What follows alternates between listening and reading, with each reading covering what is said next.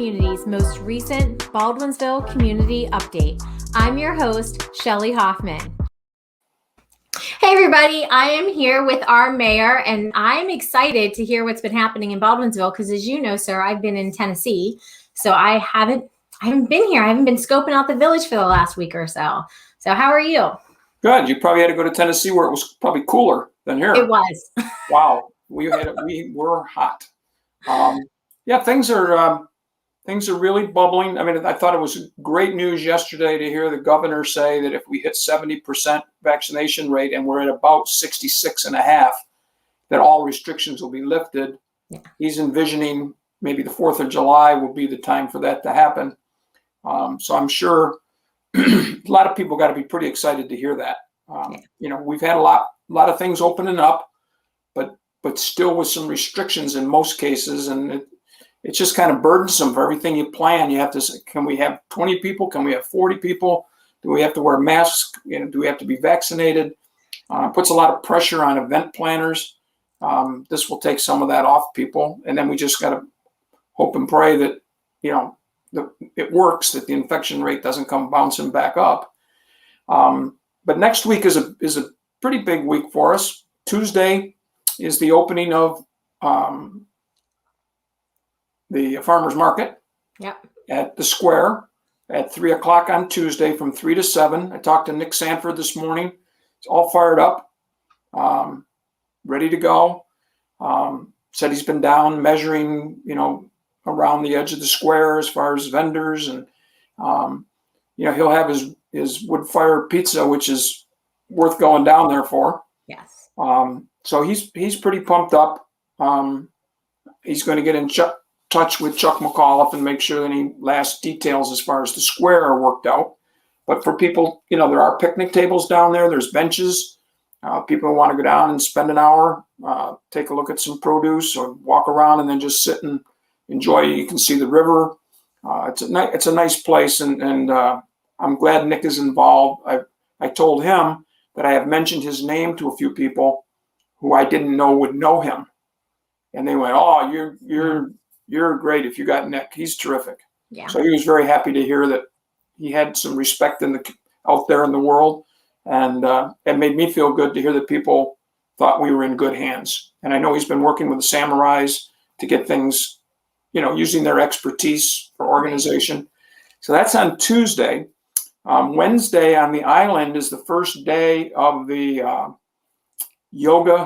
free yoga classes. It's 4:30 to 5:30 on the island. There are a few stipulations that I want to make sure people are aware of. You just can't wander out there and take part. You have to call and just tell them you're going to be coming, because I think they want to have an idea of numbers. And, you know, they're still worried about a little bit of distancing. You know, it's a difference if you're going to have 12 people or 65. And so if you go on the Village Facebook site, there's a link to the yoga, and you go on and you can sign on and tell them you're coming, or you can check with Village Hall. I'm sure they have the number for Kevin McMahon, who is the instructor/teacher. Excuse me. And they're going to have some guest instructors come in every week. And it's going to be a nice variety of things. There's no charge, but they would accept donations. Right. Bring your own mat and a towel, drink of water type thing. They will distance, wear loose clothing because it's probably going to be hot out on the island. And they're even suggesting bringing suntan lotion if you're likely to burn, because you will be out in the open. Yeah. So that's exciting on Wednesday. And then on Thursday, for the seniors, there's going to be a concert at Canton Woods. Let me see if I can find the exact details. It's going to be Rock Shadows. They're a classic rock and roll band, and they'll be at the gazebo on the 17th at 2 o'clock with a rain date of the following Thursday. And that's for seniors. There's no charge. Bring a lawn chair, bring a mask. They'll ask you to distance. And it's very easy because it's a big lawn area. You can spread out and hear everything. I'm sure if this is a rock band, you don't need to be 5 feet away to hear them. You probably hear them at the four corners. But I can sit in my yard, Mayor, and listen. Yeah, you there go, right at the pool. and you can have your own music. That's So right. that's a nice event. It's geared to seniors. I'm sure if somebody stopped over, nobody's going to check your age to see if you're too old, but if you're close to being a senior, it's a nice event, and it gets people out of the house, and it's outdoors, and Right. so they're trying to have the concerts and keep people happy. The senior center has really opened up quite a bit. I went over yesterday to drop off something, and they were playing pitch. Oh, So nice. they've gotten back to playing some cards. There were only 3 or 4 tables of pitch players, but that's better than the 0 that we've had. They're back playing pool. One of the restrictions they have right now is they're not letting people come in like to sit and watch the pool players. They used to do that, and people would sit along the side and tease people, and they joke, and because some people don't really like to play pool, but they like to be around the people that are, and they like to heckle them, Mayor. That's what they like to do. They like to heckle. I guess is the Yiddish term for it, but it's fun to watch them when they pick on each other, and so that's not happening yet. But every week it seems like we're taking another step, and I know that the only restriction that main restriction they ask for is that if you have to be vaccinated. If you've been vaccinated and can prove it, you don't have to wear a mask in the building. If you can't prove it, or you haven't been vaccinated, you have to wear a mask while you're there. It's not terrible, and that may end. I'm guessing that places like senior centers will be the last ones to drop those restrictions based on what the state and the county think.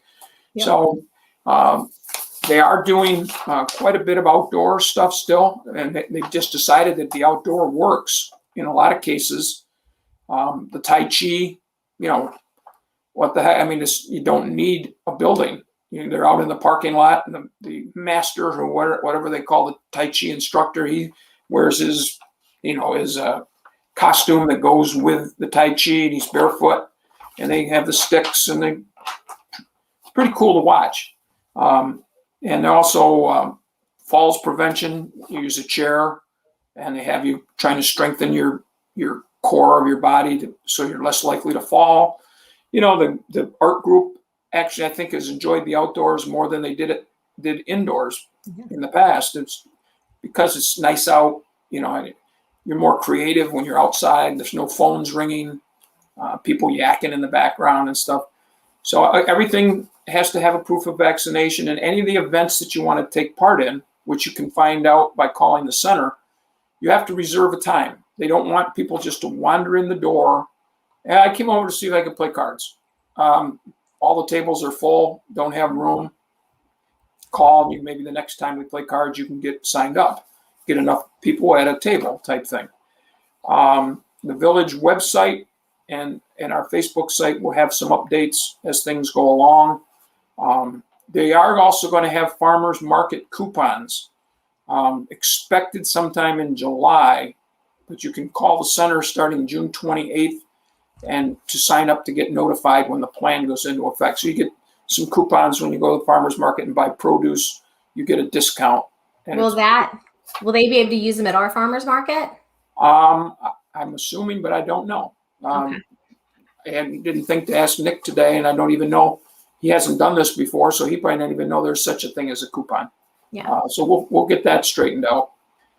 Just remember, too, for seniors, Nancy Sullivan, who is our outreach worker, is available Monday through Friday at the center from 9 to 3, and she can get you information on anything you need, people you need to talk to. And right now she's talking to people about heat cooling assistance programs. So if you have an air conditioner in your apartment and so your electric bill is going to go up, you can get help from HEAP, which is the heating program in the wintertime, but now they've extended it to air conditioning in the summertime. So if you have an air conditioner, and obviously they'll probably track your electric bill and say it was $8 every month, and then when you had air conditioning it was $11, so we'll get you $3 to help pay for it. Those numbers I just made up. I want to move into your house, Mayor, if that's all your AC costs. Yeah, I just use small numbers. And also the senior lunch program continues. It's a grab and go Monday, Wednesday, Friday. Call for reservations. call in advance. Don't call on Friday for Friday. But like call Wednesday if you want to lunch on Friday. Let's see if there's anything else that I ought to put on here. Nope, I think that's it for the senior center. If you're interested in reserving gazebos or pavilions in our parks, call Village Hall, and our clerks will set you up and with an explanation of the rules and how much it costs. It's pretty inexpensive. And it's nice being at the parks because you're by the river. So if you're having a birthday party or reunion, which I'm hoping our class is going to have sometime this summer, those things come in nice and handy. By the way, the yoga class goes from June 16th through September 29th. Okay. So it's a long time. And even if you're going to go away on vacation, you're still going to get a lot of time in when you're here. So let me see. Codes. Greg points out signs. Whether people start putting up election signs, the say no to warehouse signs, they all have to be 10 feet from the road or behind the sidewalk. And only can be up for 30 days.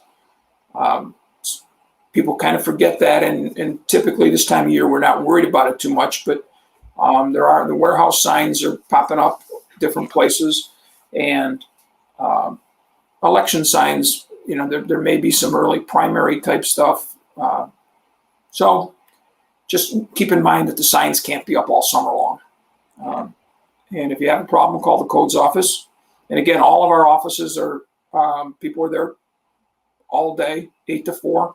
Our DPW has been particularly busy. We just probably had the most ambitious paving program we've ever had. Well, we got some extra money from the state on our CHIPS program and on our Pave New York program. We got some of our money back from the past year's CHIP. The state kept 20%. Now they've given it all back to everybody. So we did Tappan and Downer streets, the two main streets on the south side. We also that was fun, by the way, Mayor. Oh, I bet. So I will answer one question. Let me take another drink. Somebody said, why do you do them at the same time? Well, because the paving company has, if you saw the equipment they have, it's big stuff. It is. So if they come in and do Tappan Street and say, okay, we'll wait till it's paved before we go do Downer Street, they're not going to stay here. They're going to go somewhere else where they got work in the meantime. So that's going to cost more money because they have to move their equipment.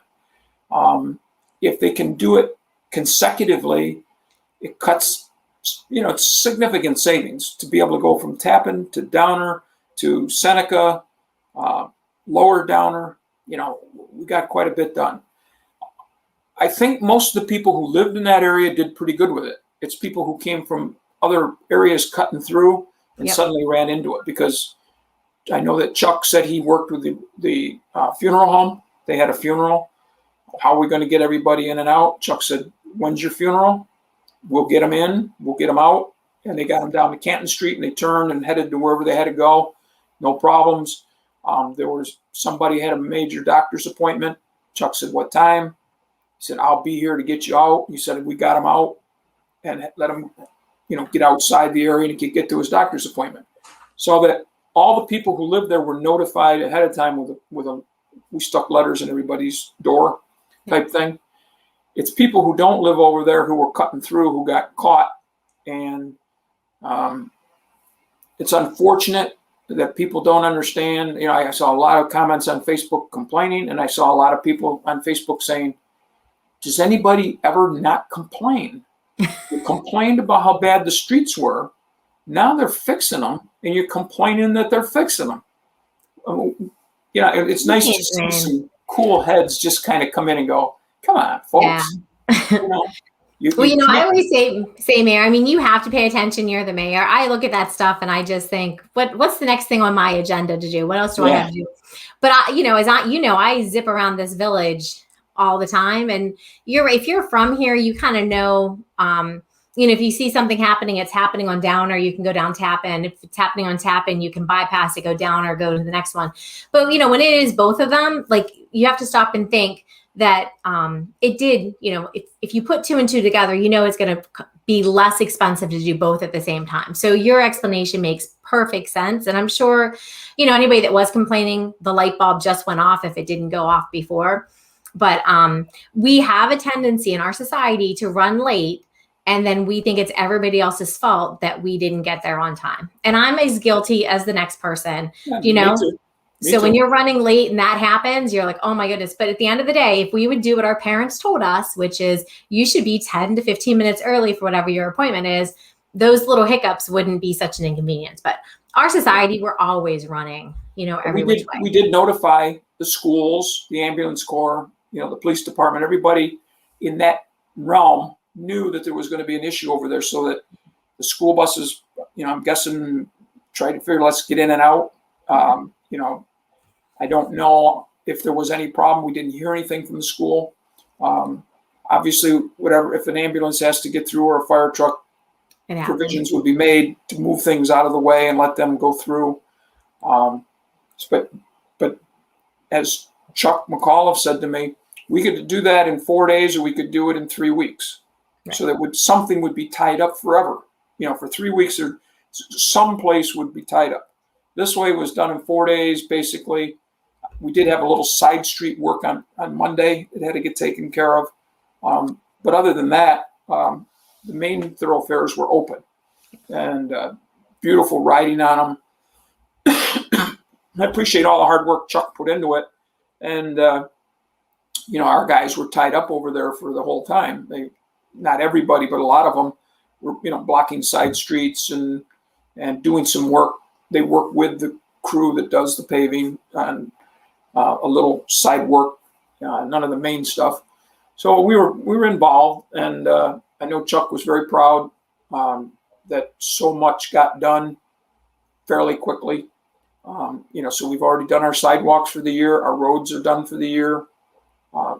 Now we can just do everyday work, which includes replacing water meters. So if somebody gets a call or a note, please call the DPW to schedule a time we can change your meter. Please do that. Again, if you're sensitive to the COVID, and I totally understand it, because our household is concerned about it. My wife cannot get a vaccination per her doctor's orders. Mm-hmm. So we're a little slower getting out and doing things than other people. And I understand people say, I don't want strangers in my house coughing on me or, getting me sick. We'll wear masks. You wear masks. They'll go right to your basement, get it done, and get out. They don't need to be in, the rest of your house. You can open the door, get out of the way, tell them there's the door to the basement. They can figure out where the meter is when they get down there. And the more we get changed, the better it is for the village and the better it is for the homeowner, because he's now going to get a true record of his usage, which in a lot of cases is probably registering as more than what they're using. Yeah. So let's get those meters changed, help the DPW out a little bit. We did sign on a new engineering crew, and they're already fast at work. We had a very nice Memorial Day ceremony. I know people probably were disappointed that it wasn't made more public. I think we didn't have anything to do with it. The village does not run that. That was a VFW, American Legion. It was very well done. They started at the post office because there's a memorial there. Yep. We went to the bridge, they dropped a wreath of flowers into the river, which is always very touching. Went to St. Mary's Cemetery and had a ceremony at their monument. And then we went to Riverview and had a ceremony there. In each place, a wreath was placed at the flagpole. There were prayers said. There were the head of Gary Brown from the VFW does a great job, and he did the speaking basically. And it was, considering there was no parade and that type of thing, it was more than adequate. It was very well done, tastefully, and I think it was. I'm glad we didn't miss out on that because of the COVID. Yeah. So that worked out nice. There were some people that followed us when they realized what was happening, small group. But it was a beautiful day to be out there. watching those flags wave and seeing the flowers and flags all over the cemetery and stuff. Baldwinsville always remembers its fallen veterans, and we was no different this year. And so hats off to the two veterans organizations for doing a great job. I'm trying to think if there's anything else from DPW. Looked great with the flags hanging on the poles and the flowers, and looks nice. They're working hard to keep the village looking great. I think that's about all I got, but it's been pretty busy. We are working on you may have noticed we have some of those street markers for the crosswalks. Yes. That sit out on the yellow line. And I put something on Facebook the other day. I was coming north on Syracuse Street and coming to the bridge, and I saw the sign. And as I was right in front of the Red Mill Inn, people were stopping, coming this way, heading south, even though nobody was crossing. So it's getting their attention. That was the desired effect, was that the ones that are over on the side that say crossing, people have gotten so used to them, they don't even pay attention if there's a light blinking. We are still working on putting the lights. They'll be almost like a police car light bar. The lights will flash like crazy to tell people that somebody has hit the button to cross. We're still waiting to find out if the state's going to take care of that for us or how that's going to happen. But we are working on it so that our little 8-year-old hero who has fought for safe crosswalks, hopefully she'll be pleased with what we've done. 2 of the 3 major crosswalks have those in the road signs, and we're working on getting the 3rd one taken care of. And then we still have the crosswalk at the school by the Smoker's Path. Yeah. I have to say, many times I've come up that street and I see kids, so I slow down. But a lot of times those kids don't even look. They just assume people are going to stop for them, and they just step out and walk. And if you get anywhere close, they give you that look like this is our crosswalk. People have to be a little bit careful. I mean, they're supposed to stop, but if they don't, right. We had that conversation actually in Tennessee, because we went to Broadway in the daytime. Now that's interesting, because the crosswalk there, every car stops, and you can walk this way, you can walk this way, and you can walk diagonal, because there's no cars moving when they say crosswalks can go, which obviously that's a tourist attraction or whatever. But we were walking, we got out of all the hubbub of it where crosswalks went back to normal. And my daughter there was a crosswalk, she started walking, and, and she's 16, and, and I yanked her back, and I'm like, what are you doing?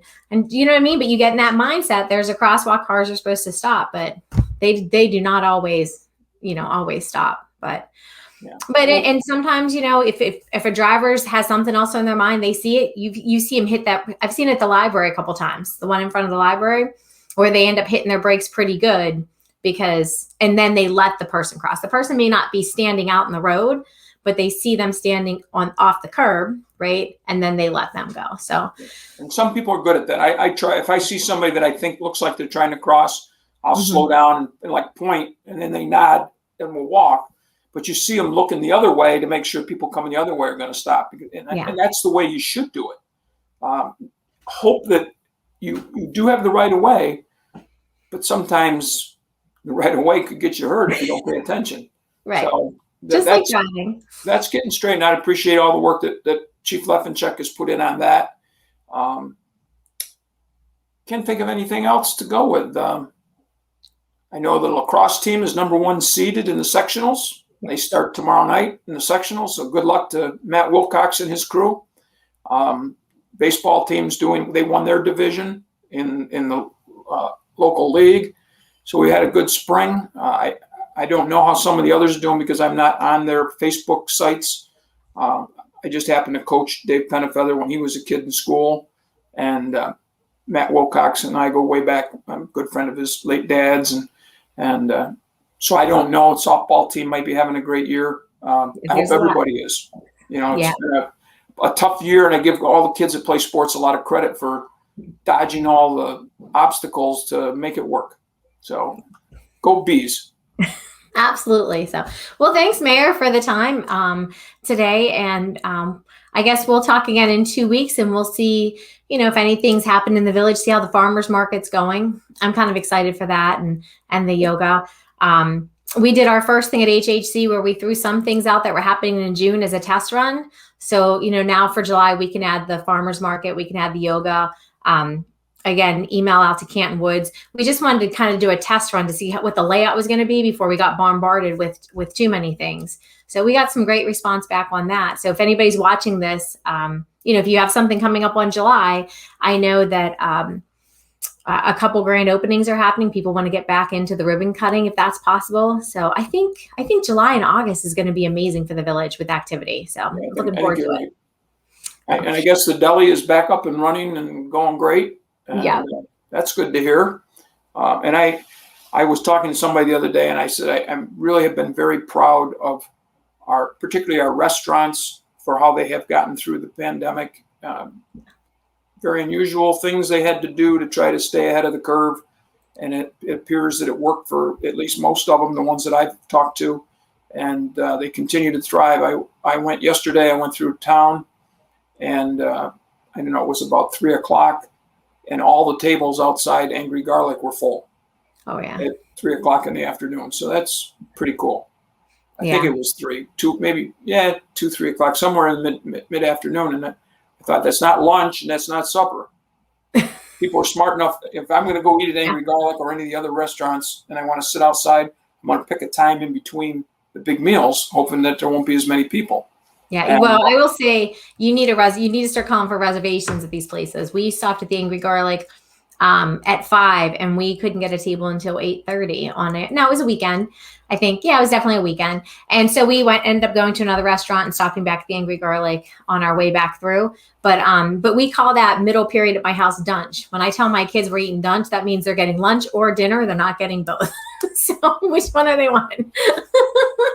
It's pretty cool though how people have fit into the schedule and understand how the restaurants are going. And every once in a while, you hear somebody make a stupid complaint. Excuse me for saying stupid. But when you realize what people have had to go through, and some people have not had their workers come back. I mean, I see signs all over Facebook.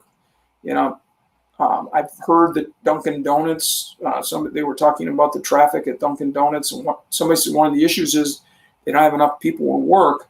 So they're closing the door and only doing drive-through at certain times. Yes. Well, that means your drive-through traffic backs up, and guess what? They're out on Genesee Street waiting to come in, and now they're blocking traffic.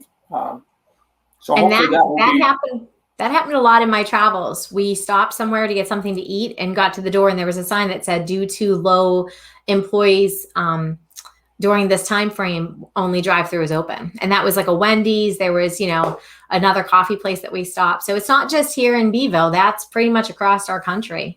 That low shortage is causing some, but at least they're staying open and people are still going, and so. So somebody's making some money. That's always right. Good. Yep. Thanks, Shelley. Enjoy your 2 weeks if I don't see you out and about somewhere. But thanks again, Mayor. Bye. Okay, thank you.